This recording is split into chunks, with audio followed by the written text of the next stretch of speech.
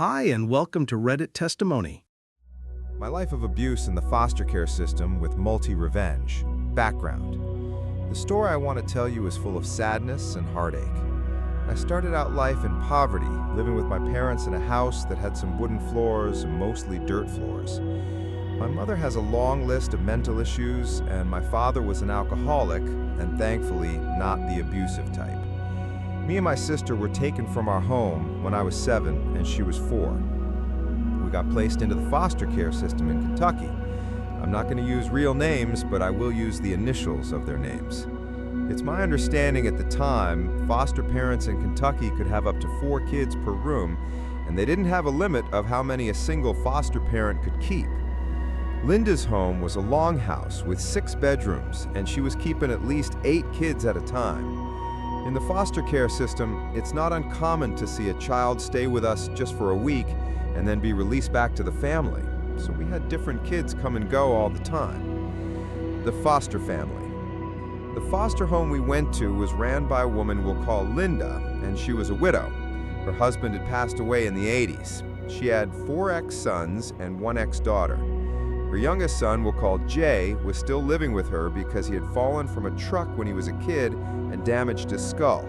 This caused him to have a learning disability and he couldn't read or write, and at the time of me living with them, he was about 26 years old. Her other son, Chase, was the oldest and he was a plumber. Another son is Dean, and he owned 5 large farms and ran a grocery store. The 4th son was Cody, and he died in the 80s from being shot. Her only daughter was Sandy, and she was very kind to us. The beginning. When we entered the foster care system, it was a really scary time for us, and I'll never forget the screams of our parents as they ripped us from our home. Because we didn't have running water and electricity, the old barn converted into a house wasn't suitable for children, according to our social worker. When I first arrived, I had broken my wrist and had my arm in a cast. The first thing we did was go shopping for clothes, as I didn't bring any with me. When we returned from shopping, I put my things away and was then given a trash bag and told to go outside and not come back in until all of the loose trash was picked up. Just to let you know now, this was more of a work camp instead of a loving and caring home. While I was picking up trash, Jay was in the swimming pool they had beside the home. He yelled for me to come to him, and he asked me if I wanted to swim. I told him I didn't know how to swim, and I can't because of my obvious broken arm. He then grabbed me and tossed me into the pool, and I screamed for help. I really felt like I was going to die that day. He took his time, but jumped in and pulled me out. He told me to stop crying, as if I would have drowned, no one would have cared because I didn't matter. I remember his words like it was yesterday. When I finally got to bed that night, I couldn't sleep, and I cried the whole night, missing my parents. Little did I know, this was just the beginning of a hard 12 years of life to come. Big Ben, betrayal, and my first act of self-defense. When I first arrived, Linda informed me I'd be sharing my room with another boy who was away at camp for the week. School was out for summer, so the house was full. The boy's real name wasn't Ben, but we'll call him that. Ben had been in the home for a while and was approaching his 18th birthday, the age when foster care ends and you're considered an adult. When he returned, he was physically intimidating, easily over 6 feet tall and well over 200 pounds. At first he seemed fine, but that first night things took a dark turn. I've always had trouble sleeping, especially since I missed my real family terribly. That night, Ben came over to my bed and did something no child should ever have to experience. I defended myself the only way I could, and I blacked out after the struggle. The next morning, bruised and shaken, I told Linda what had happened. She dismissed it entirely, accusing me of stealing from Ben instead. He had planted money in my pocket while I was unconscious. Linda searched me, found it, and punished me for something I never did. For nights after, I couldn't sleep. I was afraid. I'd sit by the door, hoping to stay alert, but exhaustion from daily farm work always won. One day, while I was playing quietly, Ben came in again. I panicked, and he silenced me. But this time, I began to form a plan. That night, I hid a small kitchen knife under my pillow. When he returned again, I pretended to comply, and then I fought back. I don't remember exactly how many times I lashed out, but I made sure he'd never try to hurt me again. He ran from the room bleeding, and I ran to Linda. She told me to stay silent and claimed to police that Ben had hurt himself in his sleep. I was forced to clean up the aftermath, every stain, every drop, as punishment. Ben never returned. I don't know what became of him, but I knew one thing. I would never be anyone's victim again. Manipulation, forced labor, and what happened to the girls. Words like "you're worthless," "you'll never be anything," and "be grateful you're not in jail" were regular refrains from both Jay and Linda. They told us we were lucky to be living there, that no one else would take us.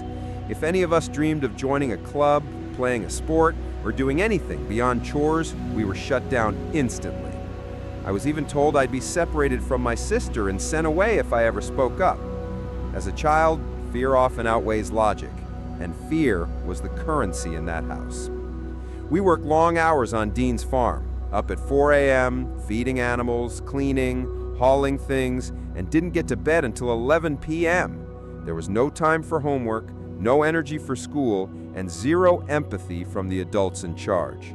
Dean had a profitable tobacco operation built on the backs of unpaid, underage labor. The foster home housed boys and girls, and Jay, Linda's adult son, lived there. One night, I heard soft crying coming from the girls' room. Curious and concerned, I checked to see what was wrong, and I saw something that shouldn't be happening. I ran to Linda, but before she could process what I said, Jay twisted the story and claimed I was the one sneaking around. I was only about 10 years old. She sided with him immediately and threatened me. The next day, I tried to talk to the girl, but she denied everything and warned me not to tell anyone. I did tell a social worker during a visit with my real parents. She promised a surprise visit the next day, but what I didn't know at the time was that these surprise visits were often tipped off. Sure enough, when we came home, the social worker's car was already there. She took the girl outside to talk privately. While they were out, Linda told me I'd regret speaking out. When they returned, the social worker gave a lecture, not to the adults, but to all of us kids, using me as an example of what happens when you make up stories. After she left, Linda whispered a promise I'd never forget. "You're gonna pay for this. Maybe not today, but one day." Getting adopted and physical abuse. When I turned 16, I had been in the foster care system for about 8 years, and my parents finally signed us over to the state. My social worker told me she's going to place us in line to be adopted, and we will be visiting with new parents in the following weeks. I was very heartbroken, but I was also excited as I couldn't wait to get away from Linda and her family. Weeks go by, and we never get to visit anyone, and I started to get worried. One day, Linda comes to school to pick us up and tells us we are getting adopted today. I was really confused because we hadn't met with anyone. We arrive at the social worker's office and go in with Linda. We go into a room where my parents are, and paperwork is on the table. Because I was 16, I had to sign paperwork stating that I understood what was going on. The social worker tells me Linda is going to adopt us, and I start crying on the spot. I tell them I would rather be dead than to be adopted by her, and the social worker told me she understands my anger because I hate to obey rules. She was convinced that I was hating Linda because I was a rebel and the normal teenager who hated following rules at this age. I told her that's not true, and she said she knows it to be true, and she doesn't want to hear me tell any more lies. My parents are both crying, and they have already signed the paperwork weeks ago. Linda signs hers, and I refuse to sign mine. The social worker told me if I don't sign it, it doesn't change anything, as I'll still be adopted by Linda. On the way home from the social worker's office, Linda looks up in the mirror and gives me a long gaze that I'll never forget.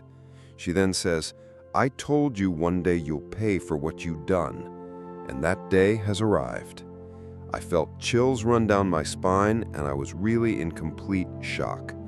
Even as I type this out now, I still get that same chill running down my spine, and I can see her eyes glaring at me in the mirror. Now that she adopted me and my sister, we were no longer protected by the foster care system. With foster kids, you're not allowed to lay a hand on them to discipline them, and now that we are adopted, that's out the window. Now more abuse starts that we never had before. Now when Linda gets mad, she would throw things at me, hit me with coffee cups, remote controls, chairs, or anything else she could get her hands on. Jay then began to beat me like I was a man when I talked back to him, or not doing what he said the second he said it. At this point, I felt broken and alone. My sister was treated like a princess, and it's because she arrived at the home when she was 4, so she only knows Linda as her only parent and always did what she commanded. My sister at the time had no real understanding of who Linda was and how awful her family was. My sister was over the moon about being adopted and having Linda's last name. My sister was basically brainwashed into thinking Linda could do no wrong and that I was just a troublemaker. I felt like I had lost the only family I had. She was my everything, and I sacrificed so much because I never wanted to be separated from her. My father passed away. My grand plan in life was to turn 18 and go live with my parents, away from Linda and her family. It wasn't long after I was adopted that my father was diagnosed with cancer in his throat. I was crushed by this news, as my father was my hero. I was only with my parents until the age of 7, but they truly loved us and provided for us the best they could. My parents had never raised a hand to us growing up and treated us with the love kids need. My sister and I had monthly visits with our parents while in foster care and never missed any of them. We would get dropped off at the social worker's office, where our parents would walk with us to the local park and play. They didn't have a car or anything and used a local program for people in poverty to get access to transportation. We had a local program ran by the county that would pick people up and drive them to the grocery store, doctor visits, and court. It was like Uber, but it was limited as to where they would take you and how often. My uncle is helping my parents the most that he can, and he takes my father for all of his chemo treatments. He is also coming to Linda's to pick us up to go and see my parents. At this point, we're doing home visits with my parents, as it's not easy for my father to travel. My father has been fighting with cancer for little over a year at this point. One day, we're home for a visit with my father, and he's in really bad shape. While he was gone for a chemo treatment, someone broke into his house and stole all of his pain medication. My uncle tried to get the medication refilled and was turned away because they didn't have a police report. My father knew who stole the pills and didn't want to turn him in, as cops to poor people is the enemy. I was in art class and was called to the front office to take a call. My uncle had called to tell me my father tried to commit suicide and he's being transported to the hospital. He told me he was on his way to pick me and my sister up to go see him. My father lasted a few days and passed away from his liver shutting down. I was able to see him before he died, and he could squeeze my hand to let me know he could understand me. I made sure to tell him how much I loved him, and I promised to make him proud. I'm telling this part of the story because of how Linda and her family treated me afterwards. They told me that deadbeats like my father are lazy people who draw a check every month paid for by working people. They said it's a good thing he's dead, and now my mother needs to drop dead, as she draws a check too. They told me this on the way home from the hospital. I sit in the main back of the van in silence and not shedding a tear. I was no longer going to let them control me and keep me down. I made a promise to myself that I will do everything in my power to be better than them, and one day I would show them what my pain feels like. My father passed away on October 25th, 12 days before I would turn 18 on November 7th. My mother was soon after awarded to the state and placed into a nursing home due to her mental issues. Making it on my own. The day after we put my father to rest, I started working with my uncle painting barns and sealing driveways. When I lived with my parents, I missed too much school when I was in the first grade and failed. So getting out of high school, I would be 19 years old. I had plans to go to Houston TX and learn underwater welding, as that's where the money was.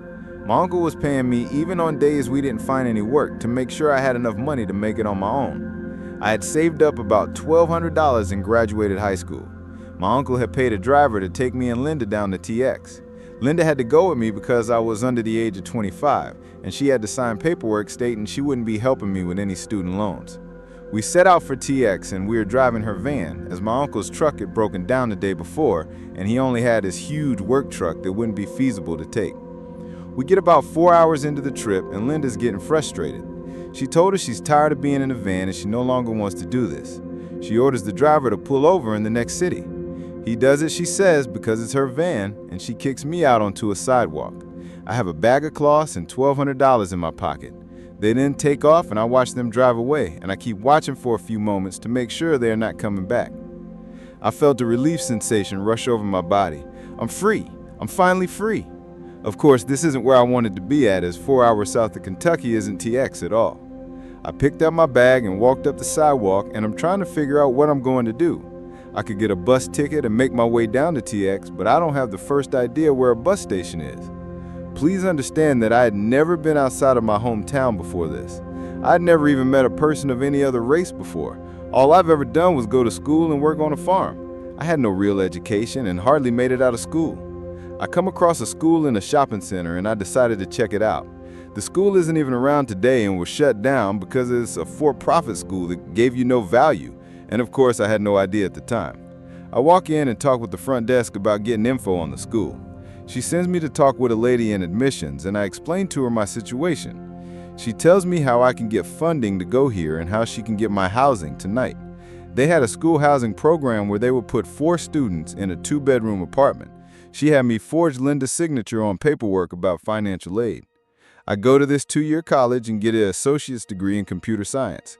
I start working for a major computer company right out of college. I save every dime I can and only spend money when I need to. I buy my first truck with cash a year after starting at my job. The final revenge. It had been about 7 years now from the wedding crash. I am now married, and I have a house of my own and living a great life. My sister had married a real man who treats her right, and they have a great little girl together. Korea is now working at the county courthouse and does a lot of work with properties and taxes. She calls me one day to tell me Linda's property tax is way behind, and they didn't get the tax lien lifted, and now they will have a tax deed sale of the property. I knew this was my time to strike and pay them back for a fraction of the pain they had caused me. I show up at the auction, and the only other person to show up was Jay and his wife. When he noticed me, he turned pale and then tried to be all buddy-buddy with me. I was very friendly, and he asked me why I'm here.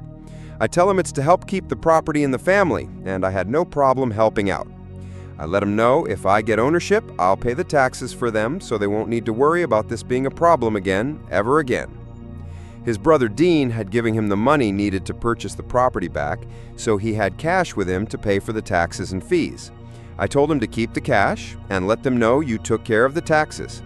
So the bidding starts at a little over $2,000 because of the back due taxes and fees. I bid on it and Jay doesn't. I easily win and now have instant ownership of the property. I go down to the courthouse with Jay and I finish all of the paperwork with Korea.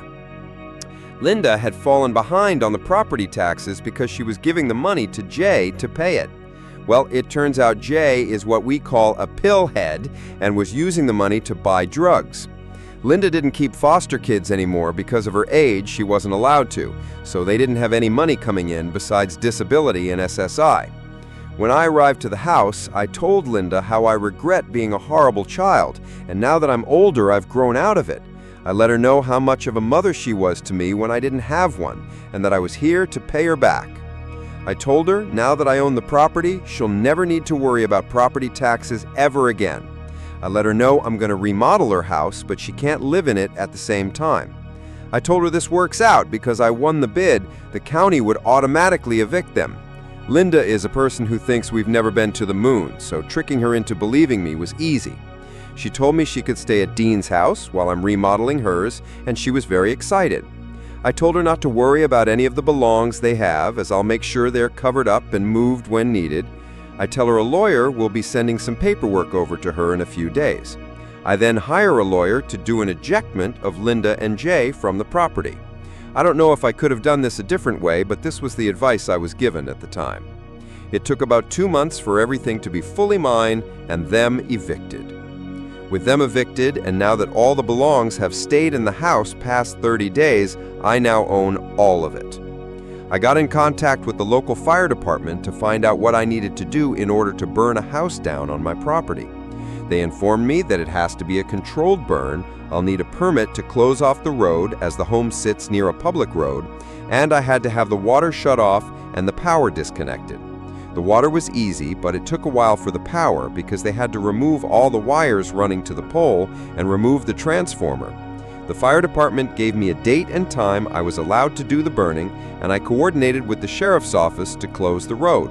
I got my permit from the city, and now I just had to sit and wait. The day of the great fire, I prepped the house with lots of straw inside, and I made sure to take all of the doors down and open all the windows, as I wanted this to burn as fast as possible. I go to Dean's house to visit Jay and Linda. I told them I wanted to take them out by the old oak tree for lunch. This tree was in a field across the road from the home. When we worked on the farm, we would eat lunch in the summer under the shade of this tree. Linda is in a wheelchair, and Jay has a bad back, so he doesn't move around too well and almost needs a wheelchair. Drop them off, and I tell them to enjoy the snacks, and I'll be right back as I'm going to set fire to the old stuff I ripped out of the house. It's really common for people where we live to burn trash. I called the fire department to let them know I was going to start the fire and made sure they had the address. I met with the officers closing the road off, let them know I was about to begin and they might encounter some family members trying to get by them and not to let them. I then went behind and started fires from under the house with packed straw. I'm standing beside them while they eat and chat with me about life and what I've been doing with my career. It's not too long before the fire starts to peek around the sides of the home. They start screaming about the fire, and we need to call 911. This is when I told them I had the road closed, and the fire department already knew that I was going to burn my house down on my property. I told them what they are seeing is just a fraction of the pain they had caused me over the course of my life, and I want them to know what a fraction of my pain feels like, as I could never fully make them understand. At this point, Jay is trying to call his brothers, and I reminded him that I have the road closed and they can't get by. It takes less than 20 minutes for the house to collapse into a heap of junk. The whole time I'm watching them while they sit and sob. Jay tries to fight me, and I would just move away from him, as he's high and can't really move well anyway. About 30 minutes has passed, and the fire gone with just smoke and embers glowing. I get in my car and drive back home, knowing that they now have lost almost everything they have. They didn't lose as much as I have, but it was the closest thing to it. Closing. Linda passed away in 2010, and Jay lives with his wife in an old trailer somewhere. I still own the property today and refuse to sell it to anyone because I don't want them to ever have the chance of owning the property again. I go back every year to check on the property to make sure they haven't moved a trailer on it or something on my land. From my understanding, the property was in the family for more than 100 years. I haven't talked to any of them and never plan to. What I want is anyone reading this to take away that abuse is never okay, ever. If you're being abused, do not listen to the people abusing you. They will lie and put you down to hold control over you. If you can help anyone that you know that's being abused, please, please help them get help. I hope this story can help someone else. And just so you know, I don't wish death or harm to Linda's family. Yes, they were in the wrong for how they treated me and other kids, but I've learned you can't control the past, but you can have influence on your future.